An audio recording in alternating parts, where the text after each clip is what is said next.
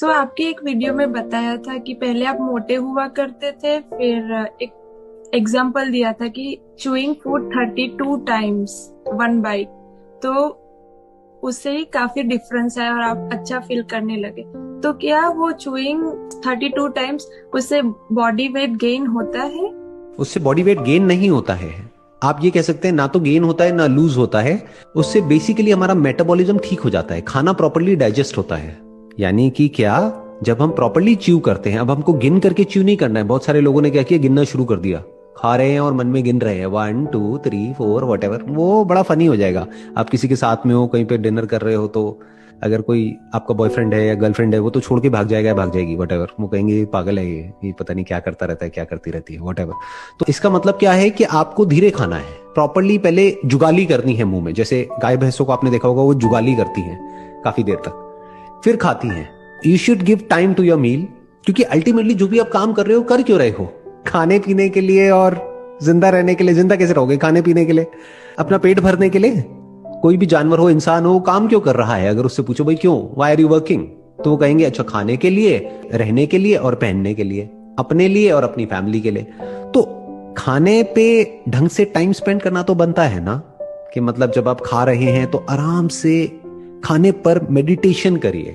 जो लोग मेडिटेशन करते हैं ना आंख बंद करके, और मानो बैठे हुए हैं और कुछ भी अपना मेडिटेशन कर रहे हैं, उल्टी सीधी लाइटें देख रहे हैं, यहाँ पे ये कर रहे हैं, वो कर रहे हैं, वटेवर। इससे बेटर ये है कि जो भी आप काम कर रहे हो वो ध्यान से करो। That is real meditation. कि आप दिन में 3 बार खाना खाते हो, ब्रेकफास्ट लंच डिनर, तो आराम आराम से धीरे धीरे खाइए, धीरे धीरे च्यू करके। और पूरी अटेंशन उस खाने की तरफ होनी चाहिए। उस वक्त कोई मोबाइल ऑपरेट नहीं करना है, उस वक्त किसी से बात नहीं करनी है, पूरा ध्यान खाने पर होना चाहिए। और जब आप इस तरीके से करते हैं तो ये आपकी डाइजेशन के लिए अच्छा है। अब डाइजेशन से क्या होता है, आयुर्वेदा में कहा जाता है कि हर बीमारी की जड़ जो है वो पेट है।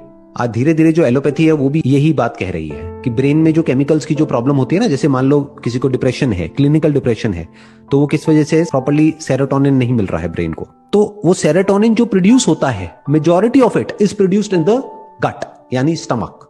Your stomach is the most important part of your body, क्योंकि अगर जो आप खा रहे हैं वो ढंग से डाइजेस्ट नहीं होगा, जो आपका डाइजेशन है, अगर वो डाइजेस्टिव सिस्टम प्रॉपर्ली काम नहीं करेगा, तो आपके जो बाकी के बॉडी के ऑर्गन्स है वो अच्छे से काम नहीं कर सकते, अपना ब्रेन भी अच्छे से काम नहीं कर सकती। तो जो आपने पहला क्वेश्चन पूछा था ना, एनर्जी नहीं रहती है, उसमें ये भी एक बहुत बड़ा रीजन है।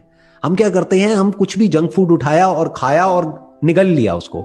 जैसे कि कोई अजगर है, उसने निगल लिया है, तो हमको पेट में जा करके इकट्ठा हो गया है, और फिर हमको आलसी फील हो रहा है, मतलब वी आर फीलिंग लेजी। तो बेसिकली खाने को जो डाइजेस्ट करने का काम है वो पेट में नहीं होता है, वो मुंह में ही शुरू हो जाता है। यानी जिस वक्त आप चबा रहे हैं ना खाने को, तो उस वक्त जो भी उस खाने को डाइजेस्ट करने के लिए जो एंजाइम्स जरूरी हैं, जो भी केमिकल जरूरी है, जो सलाइवा जरूरी है, वो मुंह में ही डाइजेस्ट हो चुका है आधा। तो बाकी आधा काम पेट में होगा। पूरा काम आपने पेट को दे दिया तो गड़बड़ हो जाएगी। मतलब digestion 50% is in your mouth and 50% is in your stomach.